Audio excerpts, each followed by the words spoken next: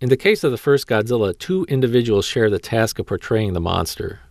First was Haruo Nakajima, perhaps the most famous of all suit actors. Born in 1929, Nakajima was too young to see active duty during World War II despite joining the Navy, and with work scarce in post-war Japan, he attended acting school and entered Toho in 1950.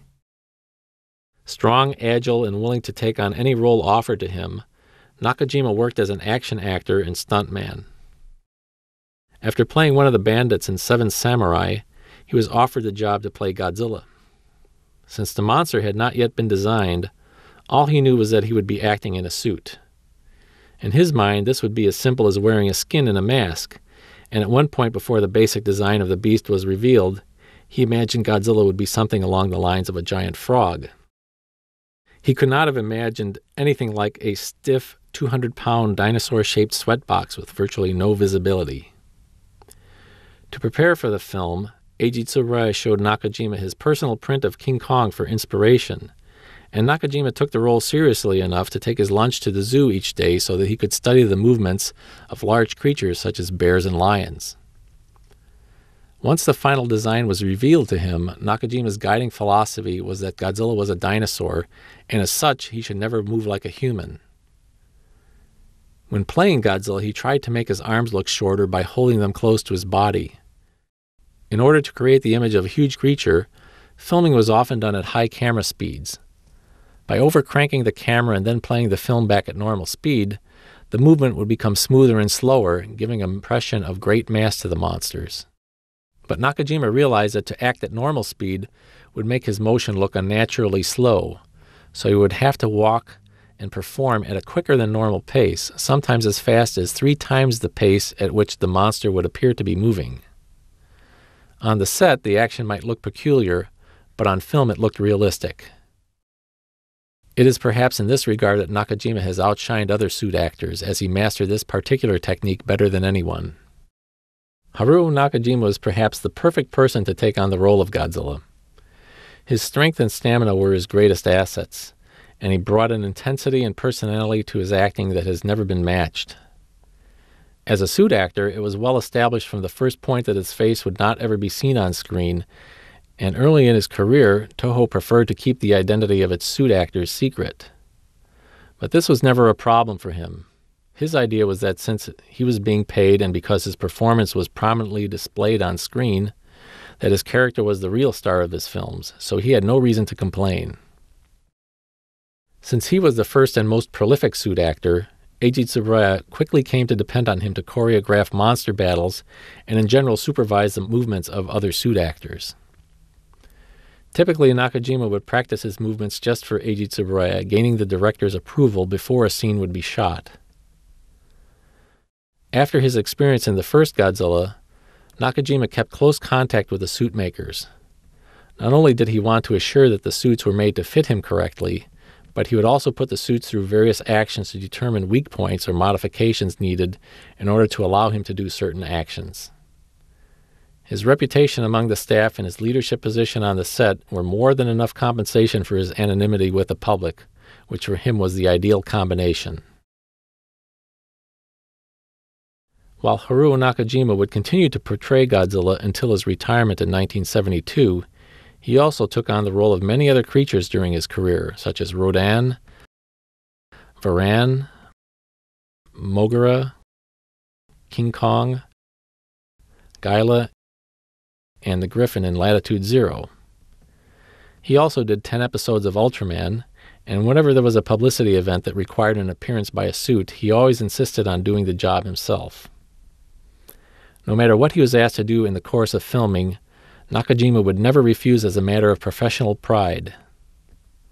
He felt that if he were to hesitate to do anything at all which a director asked for, that it would show that he was no longer capable of doing the job.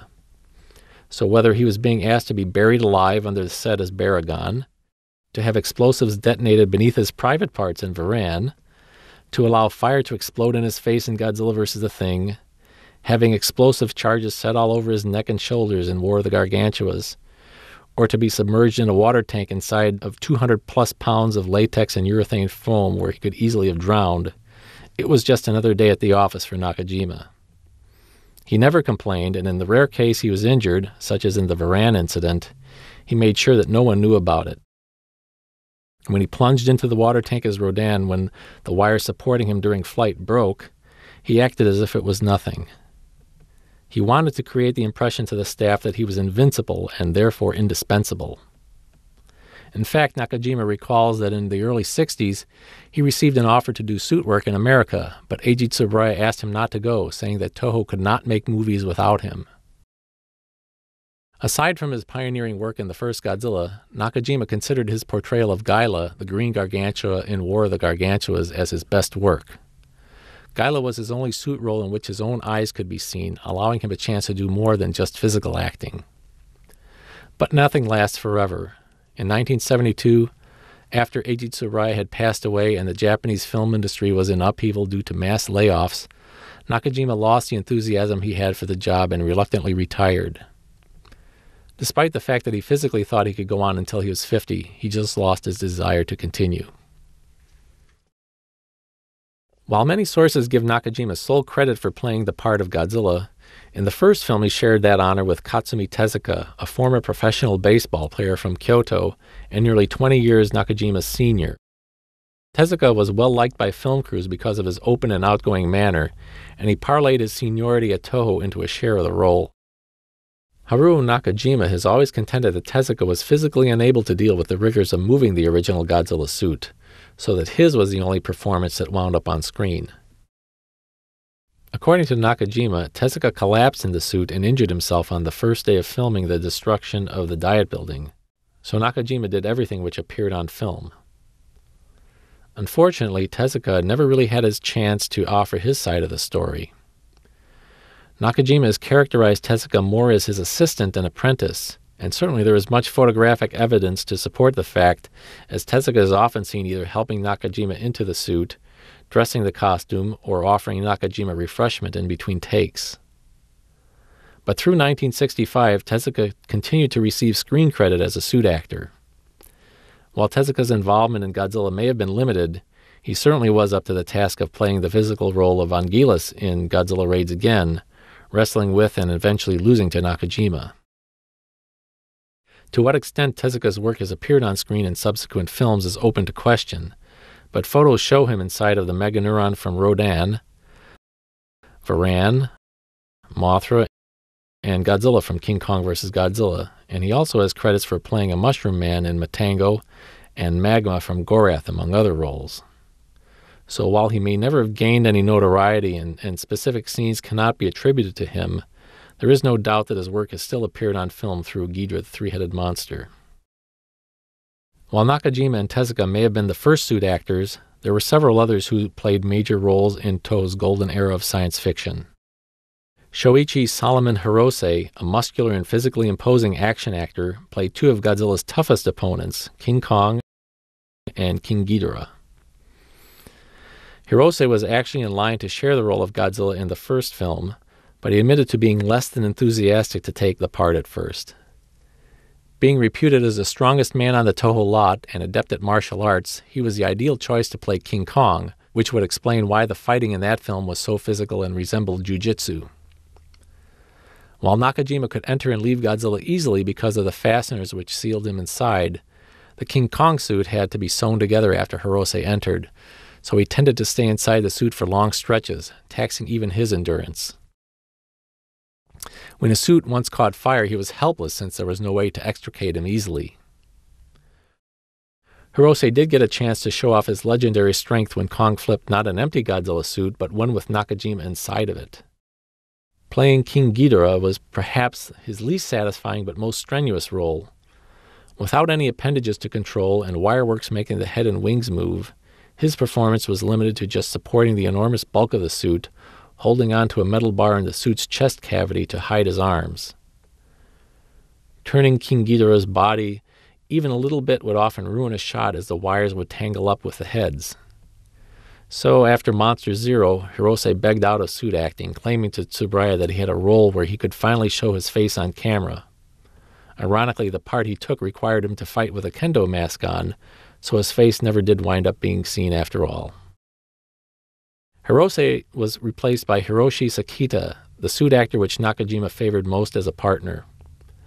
Sakita took the role of Nakajima's opponents during the late 60s, donning costumes for Ebirah, Gorosaurus, Sanda, the brown gargantua, Anguillus, and Gabara. Sakita was athletic and had polished karate skills, so he and Nakajima were able to choreograph more intricate battles, the greatest being the struggle between Sanda and Gaila. Sakita also played Godzilla in Son of Godzilla. Because Godzilla was built to be much taller than usual in this film to make more of a contrast with Minya, the suit was too big for Nakajima to wear. Former professional baseball player Seiji Onaka took the role of Godzilla due to his height, but during production, he broke his hand, so Sakita was pressed into service to finish the film. To portray Minya, the infant son of Godzilla, Toho needed someone of diminutive size, yet possessed of sufficient physical stamina to withstand the rigors of suit acting. So they turned to a professional wrestler who went by the name of Marchand the Dwarf. One of the most unlikely of Toho's suit actors from its golden age, Marchand was really a breed apart. Not an actor by training, though something can be said for the acting ability of pro wrestlers, Marchand gave Minya probably the most human personality of any Toho monster, which was very much in keeping with the reason for the character's creation. After Tsuburai's passing, Sakita quit suit acting, so when Godzilla vs. the Smog Monster went before the camera in 1971, a new face entered the ring to play opposite Haruo Nakajima. That man was Kengo Nakayama, a young and energetic stunt actor whose career mirrored that of Haruo Nakajima when he first started. Nakayama really had no idea what he was getting himself into when he agreed to portray Hedorah. Despite his demonstrative and violent physical acting, everything he tried to do was muted beneath more than 150 kilograms of monster costume. Haruo Nakajima did his best to mentor the young actor and guide him through the process, but the enormous bulk of this costume made it impossible to express almost anything he was trying to do. Nevertheless, Nakayama enjoyed all the attention the role brought to him, and he developed a great admiration for special effects director Teruyushi Nakano, so when he got the chance the next year to oppose Godzilla again as Gigan, he gladly accepted. This also began his love-hate relationship with suitmaker Nobuyuki Yasamaru. The suitmaker concentrated so much on the form of his creations, almost ignoring the practical aspects of operating the suit, so he and Nakayama often clashed. For example, Gigan's claws were originally solid fiberglass, making them so heavy as to be virtually impossible to lift and control, and only when Nakano would intervene would Yasamaru relent and modify his suits. If you watch Godzilla vs. Gigan carefully, you can see that Nakajima and Nakayama perform perhaps the most precisely choreographed monster battles in almost any of the old films. But while this would be the promising combination's last chance to work together, Nakayama would years later take up the baton from Nakajima and assume the role of Godzilla. Changing his name by that time to Ken Satsuma, he portrayed Godzilla from the Monster's return in 1984 until Godzilla's death in 1995. Nakayama also reprised his role as Gigan in 1973's Godzilla vs. Megalon.